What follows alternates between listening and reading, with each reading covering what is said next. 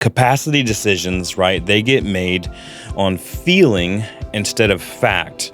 The capacity cadence replaces that feeling with a weekly question answered against real numbers that tells you when to stop saying yes. You know that if a fly ball gets hit to the outfield and the outfielder is running back, their eyes are up looking in the sky at the ball, and they are running to the place where they see that ball is going to come down. But at a certain point, the feeling under their feet changes from grass to a bit of a gravel, rock, or dirt feeling, and that is a warning trigger for them.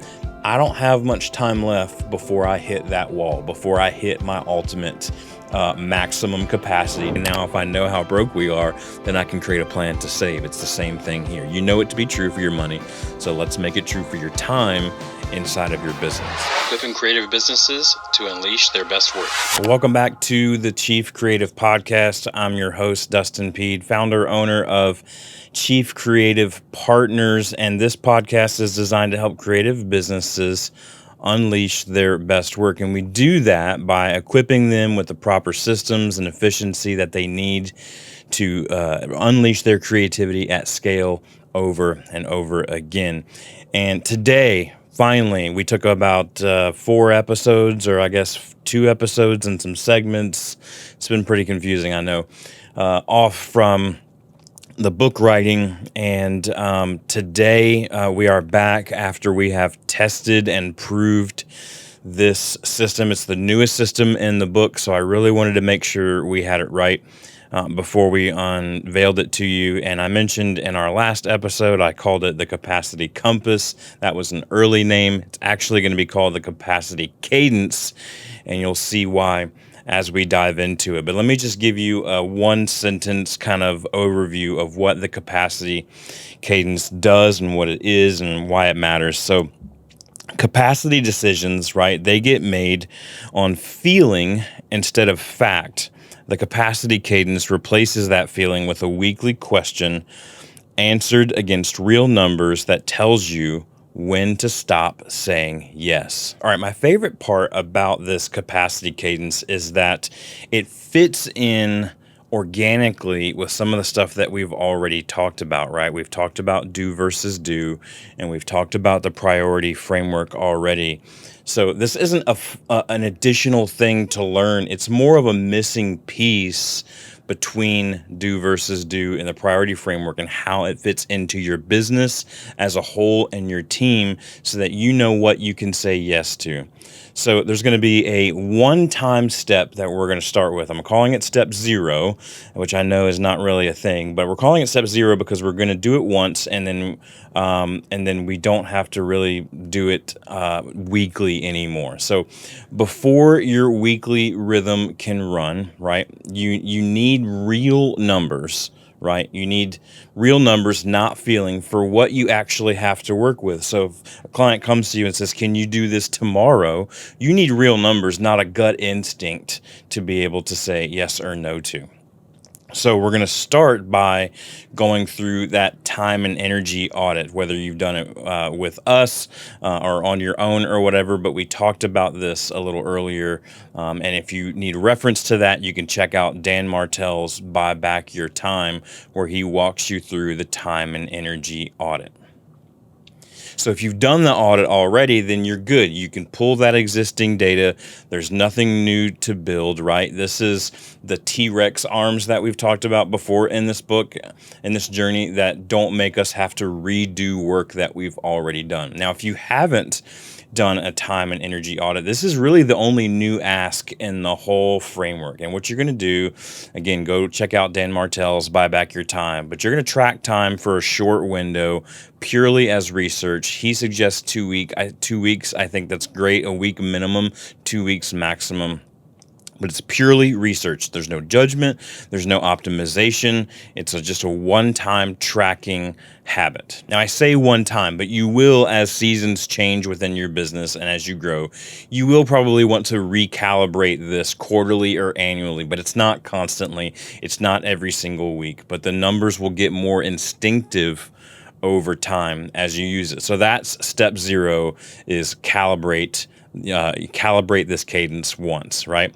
Now we're getting to kind of what this weekly cadence looks like. All right, so there are 4 buckets that we're going to use as a rule. And you could have a lot more buckets, you could have a lot less buckets, but you're going to rename them to whatever it is in your own world. But for the purposes of this book, we're just going to use 4 generic categories that I see over and over again, that pretty much every single task that falls on a creative business falls into one of these 4 categories. So the first category is client facing, right? This is active client work on calls or deliverables that you're actually giving and delivering to them. The second category is what I call deep work, right? That's from Cal Newport.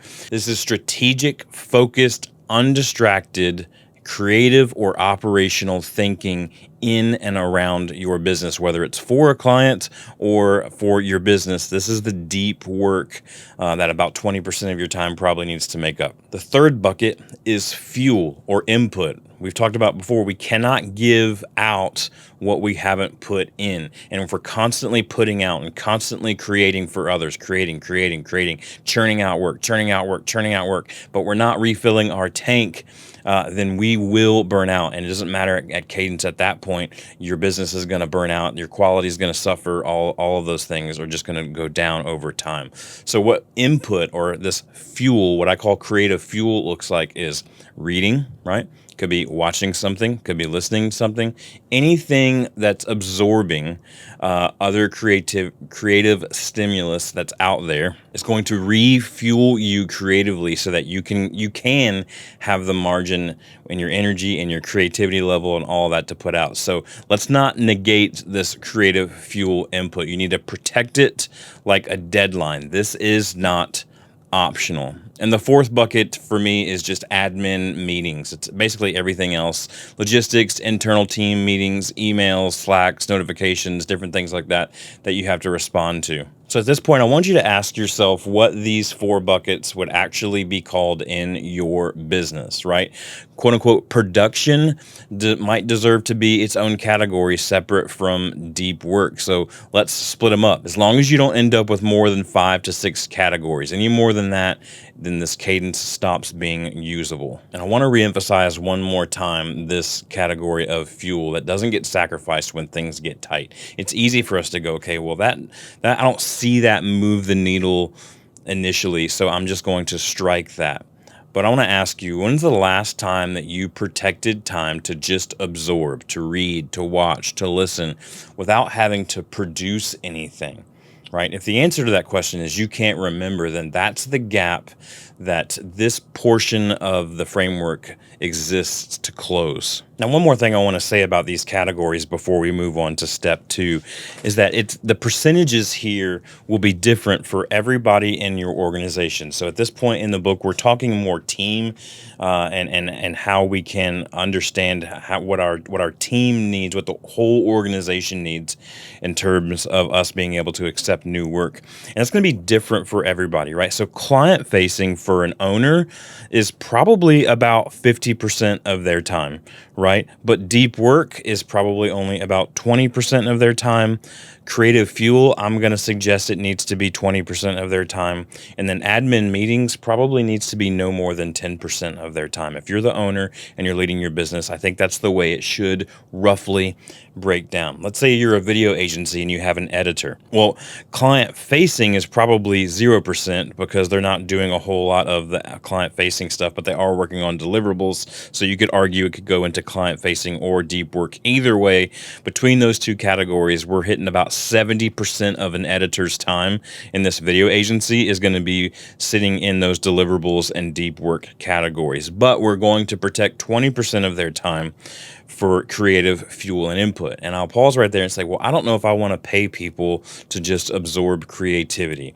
I would urge you to go look at some of the great creative companies that have existed in our lifetime, like Pixar or Apple or Google, and find out from them how much of their team's time is actually spent getting creative fuel input and researching and different things like that, so that they can be filled up, so that they can produce genius when they need to produce genius. So 20%, I think, is a goal that we should all be aiming for. If you can only start with 5%, then start with 5%. And I think in this situation for a video agency, an editor probably needs to be spending no more than 10%, just like the owner, on admin or meetings. Now, let's say you have someone who's in charge of your operations, like we do at Chief Creative. I think about 25% of their time is going to be client facing. About 25% of their time is going to be in deep work. I think about 20% of their time, again, still needs to be set aside for fuel, because even in the ops world, we need to be creatively thinking about how we can streamline and make things more efficient and better for our customers and better for our team. And then about 30% of their time, unfortunately for us, is going to be spent in admin and meetings. But that's what keeps the wheel moving, right? And that's what helps everybody else have a lower number there. So think about what those percentages might be for you. I'm going to stick pretty hard on the owner. Needs to be 50% client facing, 20% deep work, 20% fuel input, and 10% admin and meetings. But what does that look like for you and each person on your team? If you can start to number those percentages, then that'll give you a guiding principle or some guardrails as you begin to use these categories week in, week out. All right, so step 2 of this capacity cadence is the weekly rhythm. This is where we're going to start actually seeing things ongoing on a regular basis. And this is going to be done at the same moment that you already do your weekly preview or your big 3 planning. Whatever you do to plan out the blocks of your week, this is not an additional time. This becomes part of that time. And it's a simple math formula, and you're going to start with this. You're going to start number 1. You're going to say, what's already spoken for this week? Right? This is simple planning, right? Simple math. And we're going to do this in hours against the real baseline, not an imagined baseline. We're going to ask ourselves, what is actually on our calendar? What's already spoken for this week in terms of calendar and in terms of work, meetings, all of those buckets that we just named in step 1, all of those categories? What percentage of each of those is already taken up? And then we're going to add or subtract what's coming in that wants to add to that. What's coming in that wants a yes from us, whether it's new asks or new client work or new requests or new ideas or new initiatives. What's coming in? What's sitting on your plate? What's coming on the horizon that's going to want a yes and time for you this week, or time for your team this week? So you're going to take what's already spoken for, and then you're going to take what's coming in, and then it's a simple math equation. You're just going to ask yourself, well, what's the gap? Is it a margin that we have? Okay, I have margin for this. Or is it a deficit? Hey, I don't have margin for this. And I want to call out, I think it's important that we round off our unit of measurement here into hours. I understand that things are specific, but it's faster and more instinctive with the practice if you use just a rounded hour number. It's not meant to feel like a spreadsheet forever in your mind. It's just, you should be able to look at your week and go, what's already spoken for, what's coming in that wants a yes, is it a margin or a deficit? Boom, boom, boom. Now we know what our capacity is. This is the heart of the capacity cadence. So now step 3, what do we do with it? What do we do if it's a margin? What do we do if it's a deficit? We're not going to invent a new threshold. We're just going to reuse what we already know from the do versus do framework. Think of your margin like an emergency savings account. You're allowed to dip into it when something unexpected comes up. That's what it's there for. But if you dip into it and you never replenish it, it won't be there the next time that you actually need it. Also, if you dip into it and it's already empty, then you can't use it, right? Because there's nothing there to be used. So let's talk about margin versus deficit. A healthy margin is that committed hours stay within the baseline with your margin untouched. If you already have margin, don't go just filling it up with stuff just because you can fill it up with stuff. But you have it, so that when things come in, when it rains, when it storms, when something breaks, when someone needs something, you have that margin already. That's the whole basis of the do versus do framework. So you're either going to be in a healthy state where I can take stuff, Or you're going to be in a state of what I call the warning track. If you're a baseball fan, you know this visual, right? You know that if a fly ball gets hit to the outfield and the outfielder is running back, their eyes are up looking in the sky at the ball, and they are running, and they are running to the place where they see that ball is going to come down. But at a certain point, the feeling under their feet changes from grass to a bit of a gravel, rock, or dirt feeling, and that is a warning trigger for them.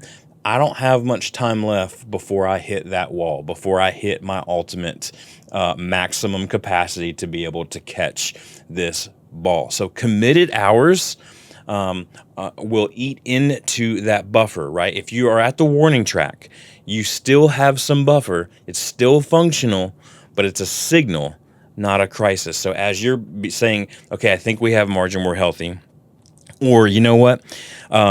I think we're right at our warning track this week, so maybe we don't take on any more this particular week. And then the third one is the dreaded deficit, right? The buffer's gone, the commitments exceed your real capacity. So when you go through this and you go through step 1 and step 2, you're going to look at it and you're going to go, okay, looking at this week ahead after I planned my week, we are either in a healthy capacity right now, we're at the warning track, or we're at the deficit. So let's talk about step 4, what happens when you hit a deficit. This is the whole point of this framework, and it's deliberately simple. So when the cadence shows you, when your capacity cadence shows you a deficit, you need to stop immediately and run straight to the priority framework before you say yes to anything new. That's it. We already learned the priority framework earlier in this. That's all we need to do is we're going to stop and go, okay, I have more stuff than I have time. So I'm going to go put it through that focus funnel, put it through that Eisenhower matrix, and I'm going to know exactly what I need to focus on this week. That's what we do when we have more tasks than time. The capacity cadence doesn't need some new decision logic. It just needs to catch the problem early enough to hand it to a system that we've already built and know through the priority framework. So we already know how to sort through this pile of competing demands, right? We've built that together in the priority framework. This just makes sure that you catch it before that pile that you've made 5 more promises on top of it. So you have a pile and then you're like, I keep saying yes because I don't know what I can say yes to. So I'm just going to keep saying yes and hope that it all works out. That is not an efficient or a scalable or a healthy way to run your business. So that's it. 4 simple steps. We're going to name our categories after we have our baseline. We're going to get into a weekly rhythm of what's already spoken for, what's coming in that wants a yes, and what's the gap. Are we healthy? Are we in a margin? Or are we at the warning track? Are we in a healthy place? Are we at the warning track? Or do we have a deficit?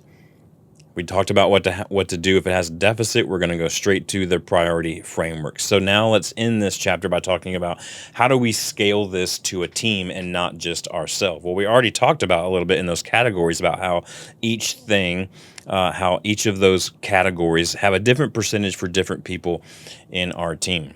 So we want to run against the same categories. We don't want to create new categories for every position on our team. We want to run our entire company off the same 4 to 6 buckets that we know that exist for us. So if you have a team and it's not just you, your ops person, whether it's a COO, director of operations, a project manager, anything like that, they need to own this capacity cadence, not the owner. If it's just you, the owner, founder, and you're a one-person operation, then this is yours to own. But if you have anyone else on your team, like a COO, a project manager, a director of ops, this is the role that they need to own. Side note, this is what we do for our clients every single day at Chief Creative Partners. So once the role exists, once you have someone else delegate it to, then it becomes a layer 2, not a layer 1 issue. Layer 1 is the owner has to do it personally, right? But layer 2 is that under supporting work that needs to happen every single week to keep things moving forward.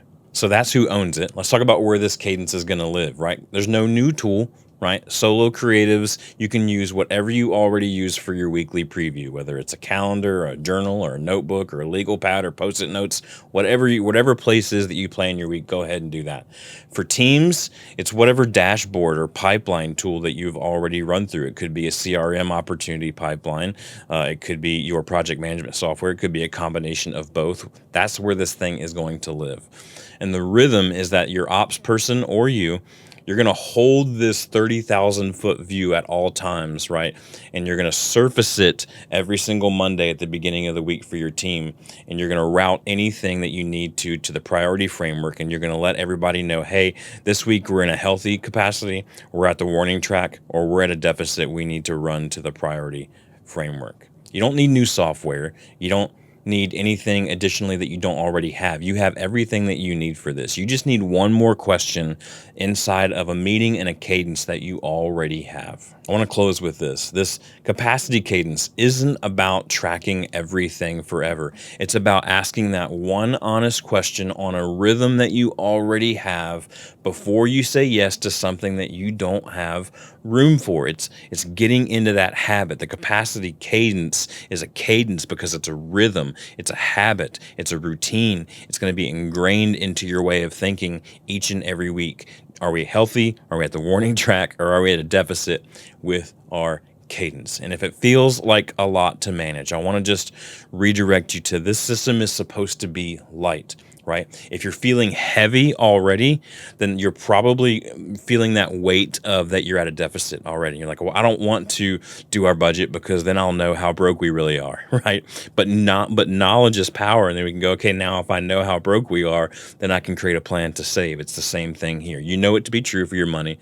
So let's make it true for your time inside of your business. So that is the capacity cadence. It's just a simple thought that you're inserting in to an already existing routine. I hope you found this helpful. If you'd like our help at Chief Creative Partners to implement this capacity cadence into your business, whether you're a solo creative or you are beginning to build up a team of contractors or team of staff, head over to chiefcreativepartners.com and hop on our calendar. We'd love to talk with you through this process and how we can implement it, maybe come up with your actual buckets and your categories and the percentages that each of you should be spending in those. But that's it for this time. We'll be back for the next episode. We're going to be in chapter 9 of our book. Cannot wait to continue. We're getting close to finishing this book, and I cannot wait to release this out to the world. But we'll talk to you next time. Remember, you are in charge of your capacity or your business's capacity. You're either healthy, you're at the warning track, you're at a deficit, and now you know exactly what to do. So get out there and do it this week. We'll talk to you next time on the Chief Creative Podcast.